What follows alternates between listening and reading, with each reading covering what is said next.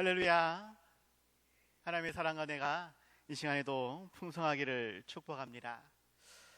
5월 가정의 달, 나를 중심으로 한 공동체에 주신 말씀에 대해서 함께 나누었었는데 오늘 마지막 시간입니다. 나를부터 시작해서 가정 그리고 교회, 지난주에 사회 공동체에 대해서 말씀을 드렸는데 오늘 말씀도 지난주에 이어서 열방을 위한 모든 민족을 향한 십자가 사명입니다. 하나님은 우리가 세상의 빛과 소금의 역할을 감당할 수 있도록 땅끝까지 복음을 증거할 수 있도록 명령하신다라는 것이죠. 이 열방을 향한 십자가 사명, 우리가 감당할 수 있어야 한다라는 것입니다. 오늘 본문 앞에 1절에서 보면 믿음이 강한 우리는 마땅히 믿음이 약한 자의 약점을 담당하고 자기를 기쁘게 하지 아니할 것이라 라고 말씀이 시작이 되는데, 지금 사도 바울이 이야기하고 싶은 것은 우리가 화평하는 그러한 일과 서로 덕을 세우는 그러한 일에 집중해야 한다라고 앞장에서 이야기하고, 그것을 실질적인 예를 들어서 오늘 본문 말씀을 시작하고 있다라는 것이에요.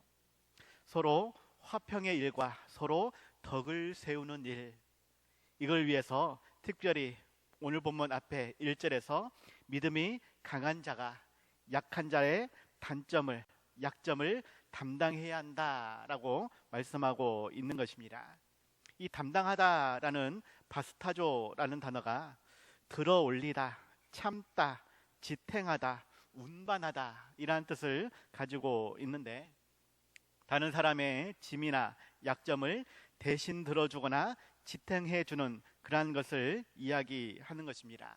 믿음을 잃지 않고 어려운 고난을 이겨낼 수 있도록 더욱 하나님께 소망을 두며 열심히 신앙의 삶을 경주할 수 있도록 위로해주고 격려해주고 필요를 채워주고 그렇게 지탱해주며 세워주라라고 말씀하고 있는 것이죠. 그리고 그 말씀이 더욱 확장되어서 열방을 향해서도 우리가 그러한 섬김을 감당해야 할 것이고, 그러한 열방이 우리의 모습을 통해 하나님을 알고 하나님을 믿을 수 있도록, 그 하나님께 더욱 소망을 둘 수 있도록 우리와 함께 찬양하며 예배하며 하나님께 경배할 수 있도록 해야 한다라고 말씀을 하는 것입니다. 열방을 향한 십자가 사명, 실은 아주 단순한 이야기입니다. 복음을 전파해야 한다라는 것이죠. 그런데 이를 위해서 예수님이 어떻게 행하셨는가, 그 예수님의 모범을 우리는 닮아야 할 것이다 라는 것인데, 이것도 쉽게 이야기하면 예수님께서 십자가에 달려 죽으셨다라는 것이죠. 우리도 그러한 죽음을 각오하고 순교자의 사명을 감당해야 한다라는 것입니다. 그런데 쉽게 말하면 그런데 오늘 본문은 좀 어렵게 말씀을 하고 있습니다. 오늘 말씀에서 예수님이 행하신 것이 무엇인지, 이것을 닮아 우리가 감당해야 될 십자가 사명이 무엇인지를 다시 한번 살펴볼 수 있길 바랍니다. 나와 내 가정, 우리 교회를 비롯해서 광주 땅, 우리 대한민국, 더 나아가 열방을 향해 하나님의 계획이 무엇인지, 이를 위해 내가 감당해야 될 십자가 사명이 무엇인지, 힘들다고 어렵다고 포기할 것이 아니라 끝까지 감당할 수 있는 우리 모두가 다들 되시기 바랍니다. 첫 번째입니다. 열방들이 주님의 긍휼하심을 알고 하나님께 영광 돌릴 수 있도록 해야 하겠습니다. 열방들이 주님의 긍휼하심을, 하나님의 긍휼하심을 알고 하나님께 영광 돌릴 수 있도록 해야 한다. 원래 오늘 본문의 핵심은 8절에 있습니다. 그런데 그 8절의 말씀이 확장돼서 9절의 말씀을 이어가고 있고, 그리고 나머지 12절까지는 구약에서 이러한 말씀이 이미 있었다라고 표현을 하는 것입니다. 그러니까 핵심은 8절에 있는 것인데, 내가 말하노니 그리스도께서 하나님의 진실하심을 위하여 할례의 추종자가 되셨으니 이는 조상들에게 주신 약속을 견고하게 하시려고 하였다라고 말씀을 하고 있는 것이죠. 그런데 이 할례의 추종자가 되신 그 예수님의 모습은 더 나아가 이방인들도 그 긍휼하심으로 말미암아 하나님께 영광을 돌리게 하려 한 것이다 라고 말씀하고 있는 것입니다. 그 예수님의 일하심, 할례의 추종자가 되심, 그것을 우리 또한 본받는 삶이 되어야 한다라는 것이죠. 본래 할례라는 것은 하나님께서 아브라함과 맺은 언약의 표이며 이방인과 구별되어 선택받은 하나님의 백성이라고 하는 상징적으로 실시되어 온 그러한 약속과 특권의 표였습니다. 그런데 그리스도께서 이러한 할례의 추종자가 되었다라고 말씀을 하고 있죠. 이 추종자라는 말은 어떤 사람의 권력이나 주장, 학설 따위 등을 쫓아서 따르는 사람, 이것을 추종자라고 이야기하지만 원문인 디아코노스라고 하는 단어는 종 또는 섬기는 자라는 뜻을 가지고 있습니다. 유대인들의 조상들의 약속하신 그 언약을 수행하기 위해서 예수님은 할례의 추종자가 되셨다라는 것입니다. 친히 할례를 받으셨다라는 것이죠. 그렇게 율법과 하나님과의 언약을 굳건히 하기 위해서 예수님께서 율법 아래로 할례의 추종자가 되셨다라고 말씀하는 것입니다. 하나님께서 이스라엘 백성들에게 맺은 언약이 무엇인가? 창세기 17장 6절 7절에서 말씀합니다. 내가 너로 심히 번성하게 하리니 내가 내게서 민족들이 나게 하며 왕들이 내게로부터 나오리라. 내가 내 언약을 나와 너 및 내 대대 후손 사이에 세워서 영원한 언약을 삼고 너와 내 후손의 하나님이 되리라 라고 말씀하고 있는데, 너와 내 후손들, 특별히 할례 받은 유대인 백성들을 향하여서 내가 너희들의 하나님이 될 것이다 라고 하신 그 언약을 이루기 위해서 예수님이 할례의 추종자가 되셨다라고 말씀을 하는 것이죠. 이것은 그들을 섬기기 위해서 종으로 자신을 더욱 낮추셨다라는 뜻입니다. 그런데 이 말씀이 유대인에게만 국한된 것이 아니라 이방인들에게도, 열방의 족속들에게도 하나님의 긍휼하심으로 말미암아 언약 아래로, 구원의 은혜 아래로 들어오게 하시기 위해서 이같이 예수님이 자신을 낮추셨다라는 것이죠. 그러한 낮추심을 우리가 닮아야 한다, 배워야 한다라는 것입니다.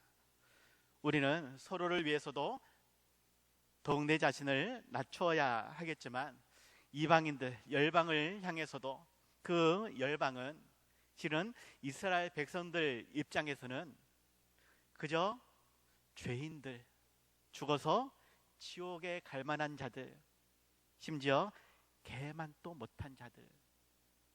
그런데 예수님은 그들을 위해 더욱 낮추셨다라고, 우리 또한 내가 사랑할 만한 사람, 내가 좋아하는 사람, 그 사람에게만 내가 섬기고 헌신하는 것이 아니라 나를 미워하고 나를 아프게 하고 힘들게 하는 원수 같은 그들을 향해서도 내가 더욱 자신을 낮추며 예수님의 섬김의 모습을 보여주며 그들에게 복음을 증거해야 한다라고 말씀을 하는 것이죠. 이것으로써 이방인들이 하나님의 긍휼하심으로 말미암아 하나님께 영광을 돌릴 수 있도록 하신 것입니다. 그러한 말씀이 9절부터 넘어갈 때에는 이것이 신약의 예수님이 처음부터 계획한 일이 아니라 구약 때부터 하나님께서 이미 계획하셨던 일이었다라고 말씀을 하고 있는 것이죠. 9절 하반절에서 그러므로 내가 열방 중에서 주께 감사하고 주의 이름을 찬송하리로다 함과 같으니라 라고 말씀하고 있는데, 이 말씀은 시편 18편 49절의 말씀을 인용한 것이다 라고 어떠한 주석가는 소개합니다. 말씀 자체는 다윗이 주변 이방인들을 정복한 후에 그 승리로 말미암아 하나님께 찬양하는 그러한 노래인데, 이것을 유대인인 바울 자신이 이방인들에게 복음을 전파하고 그로 인해 이방인들이 하나님께 감사하고 찬양한 사실을 비유적으로 표현하고 있는 것이죠. 다윗이 이방인들을 점령하고 그들의 하나님의 백성으로 복속되는 그러한 관점에서 바울도 이방인들에게 복음을 전파하고 그들이 하나님의 자녀로 하나님의 백성으로 돌아올 수 있도록 그렇게 권면하고 있는 것입니다. 이 말씀이 오늘 주제와 연결이 된다면 결국 우리 또한 열방의 복음을 증거함으로 그들이 하나님의 말씀을 듣고 언약 아래로 구원의 은혜 안으로 들어올 수 있도록 힘써야 한다라는 것입니다. 특별히 그들이 하나님의 긍휼하심을 알 수 있도록 하나님께 영광을 돌릴 수 있도록 더욱 십자가의 사명을 감당해야 한다라는 것이죠. 예수님은 그렇게 할례의 추종자가 되신, 그렇게 자신을 낮추어서 율법 아래로 낮아지신 그러한 낮아지심을 우리가 기억해야 할 것이다 라는 것이고, 특별히 십자가의 긍휼을, 하나님이 인류의 죄를 용서하시기 위해 예수님을 십자가에 못 박아 죽게 하셨는데 그 사랑과 자비하심을 우리는 전할 수 있어야 한다라는 것입니다. 그러한 땅끝까지 복음을 증거하는 것 결코 쉬운 일이 아닙니다. 나의 삶을, 나의 일상을 다 내려놓고 전도자로 땅끝까지 나아갈 수 있는 사람이 얼마나 되겠습니까? 혼자 나아가는 것, 어쩌면 이것은 조금 쉬울 수도 있습니다. 그런데 내 가정이 함께 떠나야 한다라는 것, 내 자녀손들이 그것을 감당해야 한다는 것, 이것도 실은 매우 어려운 일이죠. 어떠한 선교사님의 고백인데, 내가 감당한 것은 쉽다. 그런데 나를 따라온 내 자녀들은 무슨 잘못이 있느냐? 우리나라에서 공부하는 것은 그래도 조금은 쉬운데, 근데 그들이 낯설고 부유한 나라이면 모르는데, 교육 환경이 좋으면 모르는데, 전혀 낯선 그곳에서 말도 통하지 않는 그러한 삶에서 내 자녀들이 공부도 해야 되고 또 좋은 꿈을 꾸고 후대에 그러한 위대한 하나님의 일꾼이 되게 하기 위해 감당하는 것, 이것이 결코 쉬운 일은 아니더라라고 고백했던 그러한 일들이 있습니다. 핵심은 그럼에도 불구하고 하나님은 우리에게 사명을 맡기신다. 열방을 향해 우리가 나아가야 한다라고 말씀하신다라는 것이에요. 사도행전 1장 8절에서 말씀합니다. 오직 성령이 너희에게 임하시면 너희가 권능을 받고 예루살렘과 온 유대와 사마리아와 땅끝까지 이르러 내 증인이 되리라 말씀하셨는데, 성령을 받은 우리는 반드시 예수님의 증인으로 사마리아를 비롯해서 땅끝까지 나아가야 하는 것입니다. 유대인에게서 사마리아는 어떻게 보면 우리로서는 북한과 같은 그러한 이방 땅이죠. 그리고 그러한 북한을 넘어서 온 세계로 나아가며 예수 그리스도의 십자가의 복음을 전파해야 한다라는 것입니다. 그들이 하나님의 긍휼하심과 사랑과 은혜를 기억할 수 있도록, 주님께 나와 온전히 예배하며 영광 돌릴 수 있도록 우리에게 주신 이 사명을 우리가 포기할 것이 아니라 감당할 수 있는, 먼 곳에 나아가지 못한다 할지라도 내 주변을 변화시켜 갈 수 있는 더욱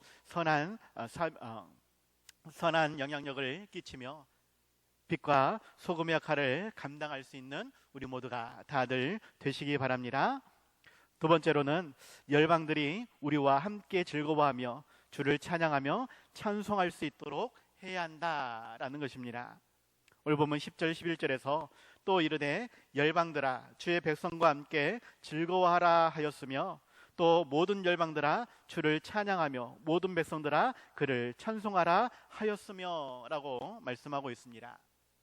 사도 바울은 계속해서 구약의 말씀을 인용하여 열방들이 주의 백성들과 함께 즐거워하며 찬송하며 예배할 수 있도록 권면하고 있다라는 것이죠. 어떠한 주석가는 10절의 말씀이 신명기 32장에서 모세가 노래하고 있는 그 말씀의 구절이다라고 소개하였습니다. 신명기 32장 43절에서 너희 민족들아 주의 백성과 즐거워하라. 주께서 그 종들의 피를 갚으사 그 대적들에게 복수하시고 자기 땅과 자기 백성을 위하여 속죄하시리로다 라고 고백하고 있죠. 너희 민족들아 라고 성경은 기록하고 있는데 이전 성경에서는 너희 열방들아 라고 표현하고 있습니다. 같은 의미입니다. 모든 민족, 모든 열방들이 주님의 백성과 함께 즐거워해야 한다라고 말씀을 하고 있는 것이죠.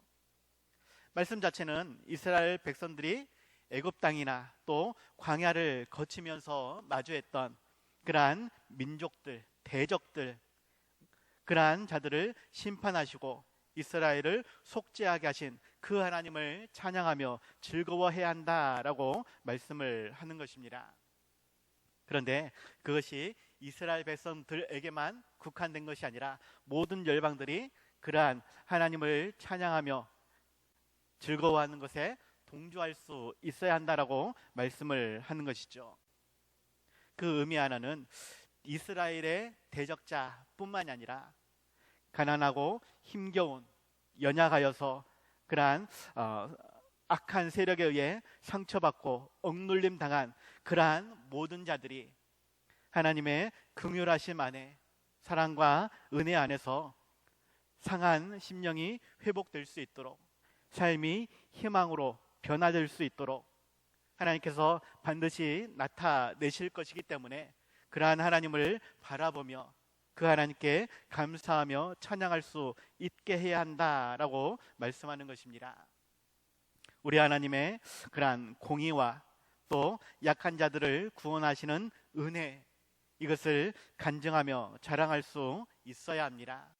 이러한 간증을 듣고 열방들이 더욱 하나님을 사모할 수 있도록 우리와 함께 즐거워하며 찬송할 수 있도록 가르치며 전할 수 있어야 한다라는 것이죠.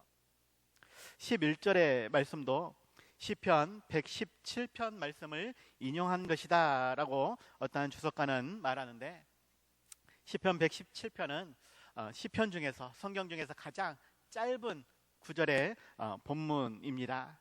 1절 2절 보면 너희 모든 나라들아 여호와를 찬양하며 너희 모든 백성들아 그를 찬송할지어다.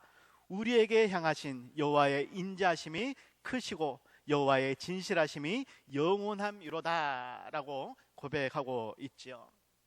하나님의 인자하심과 하나님의 진실하심이 크고 영원하기 때문에 너희 모든 나라가 하나님을 찬양하며 모든 백성들이 그를 찬송해야 한다라고 말씀하고 있는 것입니다.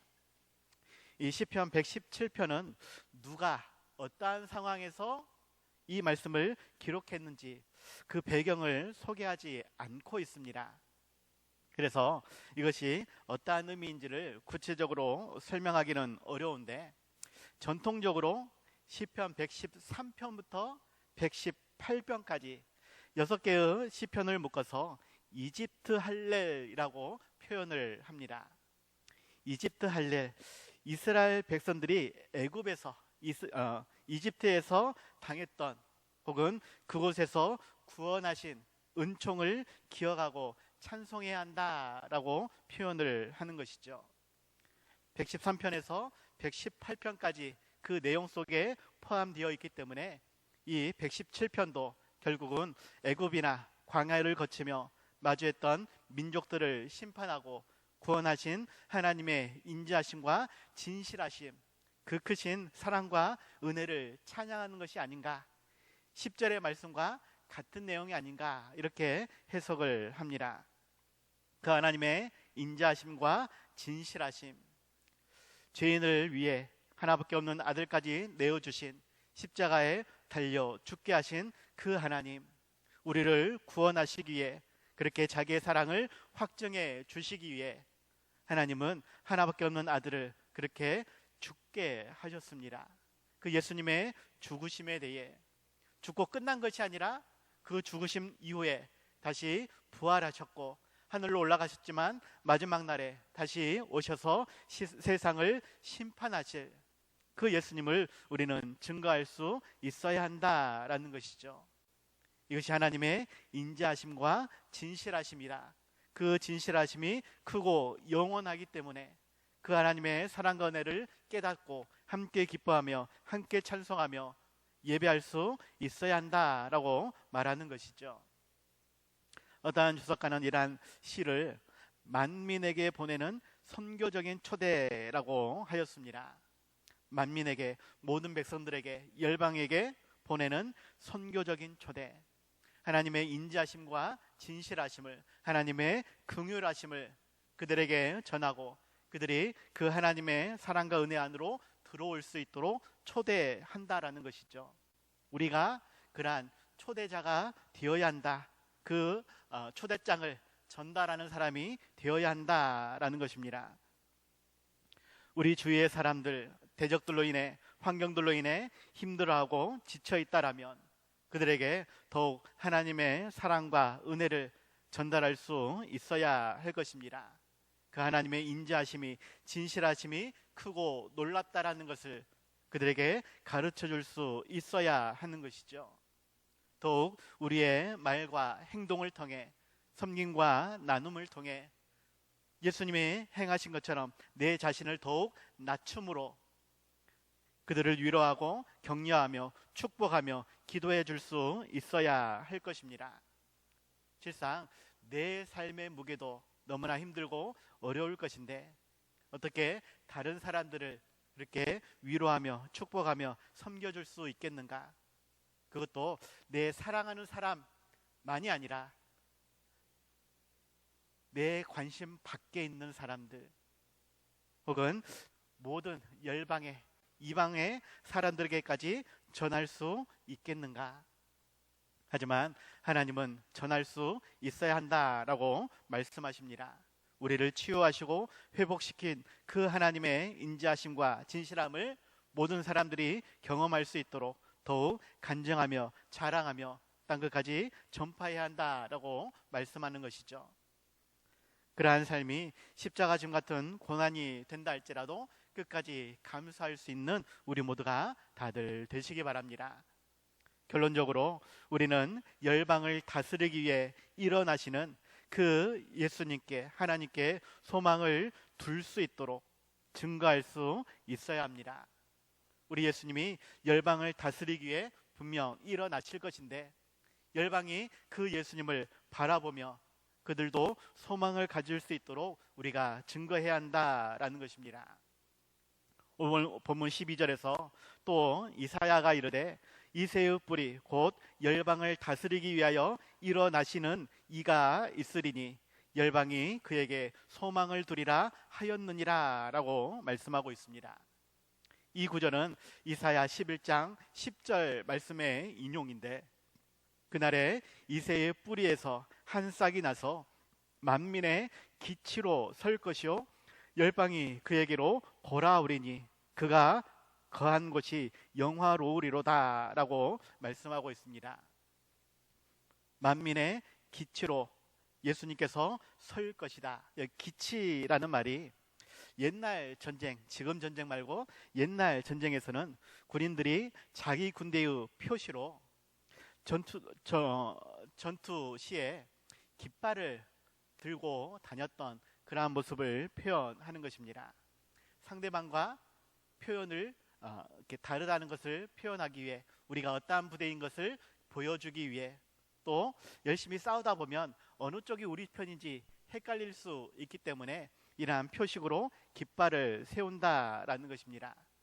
그리고 전쟁 중에는 특별한 상관의 명령을 효과적으로 전달하기 위한 그러한 도구로 깃발을 사용하기도 하고 북을 두드리거나 여러 가지 표식을 하게 되어지는데 아무튼 이새의 뿌리 곧 이새의 아들인 다윗의 왕 그 후손을 가리키는 칭호로 왕권을 지닌 메시아를 표현합니다. 그 예수님이 열방을 다스리기에 일어날 것이다.